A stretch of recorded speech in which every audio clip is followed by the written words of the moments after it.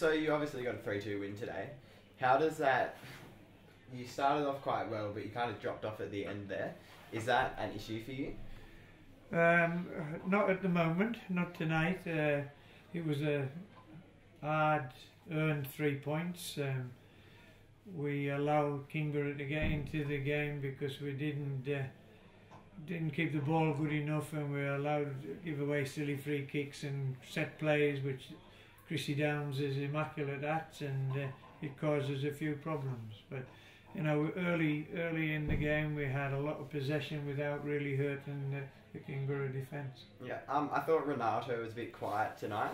Is there any issues there, or any niggles, or? No, I don't think so. I think he was just well shackled by the centre back pairing of Kingborough. They held him well, and he got a couple of little chances late in the game when he got stretched. And but while he kept the 2 banks of 4 and kept it tight and killed the spaces, it was difficult for us. But to be honest, the pitch was beautiful. We should have perhaps controlled the game more and been a little bit more patient, because the pitch was certainly a good playing deck. Yeah. There was a large number of offsides. I think like over 10 for you guys tonight. Yeah. Is that upsetting for you? Like, how does that? Yeah, a little bit. I mean, 1 or 2 things. Either the forward runs are going early, or the pass is not coming quick enough out of midfield. So that penetration, which we're normally pretty good at, wasn't there tonight until late in the game. When we switched into a more orthodox 4-3-3 with Alec Walter on the left, we started to get some good runs in behind them and crosses coming in, which we got the goals from. Yeah, on Walter, he had a pretty good second half. I thought, especially he was down the left-hand flank there. Yeah.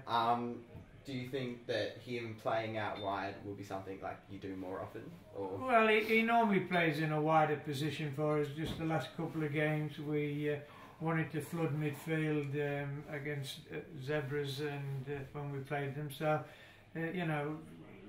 we changed the tactics a little bit depending on who we're playing. But certainly the second half today we had to get a little bit more width into our attack and play, and Alex did a great job with that. Yeah, and cup final next weekend. Yeah. How are you going to set up for that? Is there anything here that you're going to learn from? Or? Yeah, I think we will. I mean, we will have to defend a lot better at set plays and not give set plays away so cheaply against Devonport, because they're a terrific side, and Braden Mann scored another hat-trick again today. So we're going to have to defend well.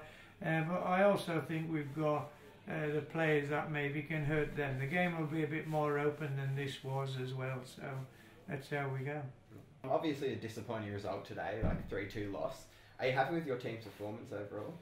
Yeah, happy with the team's performance. Yeah, we've had a couple of disappointing games throughout the whole season where we've lost by a point and by a goal, and yeah, it makes it hard. Obviously, we lost one of our new recruits after the transfer window, O'Dane, last week, so we had to really shuffle it around, and playing our striker as a central defender, which is our captain, Danny Cohen. He hasn't played there for, I couldn't tell you when the last time I saw him play there.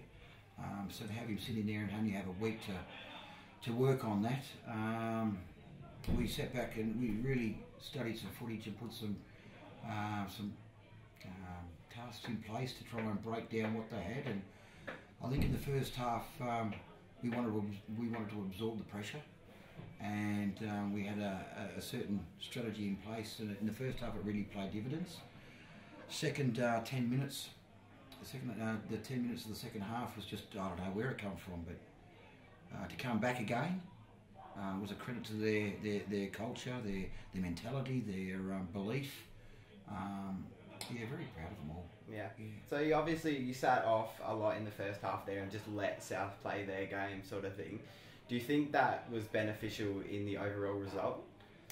Yeah, I do, because as I just stated, that having your striker go down and play a central defender. Yeah. You're really out of sorts, so you've got to be able to structure a plan to be able to counteract the opposition's strengths. And that is their strength, to be able to manipulate and play the ball. And there is a couple of aspects there of their their BPO phases and their transitional phases from BP to BPO that we really wanted to concentrate on exploiting, and we did that. You saw evidence of that out there. But again, they are a class unit, there's no doubt about that. There's a lot of seasonal players out there, and for us, you get young James Hall coming on, 16. You get Connor Bastock coming on, 16. Toby Hawainen, 16.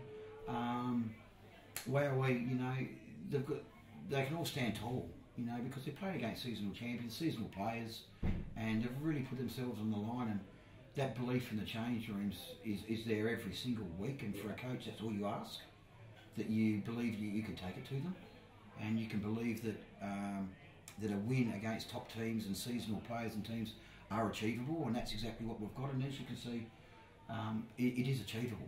The games that we've lost, predominantly we've been playing with 10 men because we've had those 2 send-offs, and they're the only games that have been 2 goals or more. 2 goals. So we are really competitive out there. It's just those final straws. But when you look at games like that tonight, with this magnificent atmosphere and the lights are sensational and the park is beautiful, the club's heading in the really, really right direction. And where we were this time last year, they were getting deficits of 6-1, 6-2, 7-1, 7-2, and to be out here with a lot of unseasoned seasonal players, we're really stepping up the mark, which is great. Yeah. So where do you think that's beliefs come from? Because you've had a string of bad results. Where do you think the belief's coming from? Bad results? Every loss is a bad result. Yeah. But they haven't been a demolition. They really haven't been. You know, you lose in the 88th minute to Launceston City. You lose. You draw 2-2. You lose in the 88th minute 1-0 to Olympia. You win 5-0. You draw 1-1. Then all of a sudden, you lose 5-1 to Lonnie like last week with 10 men. So they haven't really been poor performances. They've been really good performances. Clinical errors in the defensive third has got a lot to do with it, especially when you're playing with 10 men, you're under the cosh already. However, in saying that, the games that we could have won in the earlier stages was due to lack of the final touch in the final third. We've addressed that. We're working really hard to get that clinical environment right in front of goal. South went through it in the first round, and they struggled, but then they've found the answer, which is great. We're not able to go out there and drag seasonal players in, because really, when you look at it as a player, wanting to come to Kingborough after a performance like last year is a tall ask. So you're asking players to come that want to get the opportunity to play, or ones that have come out of the academy. So you're asking them to step up and perform at this level in this environment. And the culture that we've laid on the law early with these players, your Nick Zamet's, Jacob Calvert's, Phil Kansas's, is a credit. It is a credit to the belief and the culture that we're now starting to instill within the Kingborough environment. Yeah, absolutely. When do you reckon you'll win a league? Well, that's a really good question.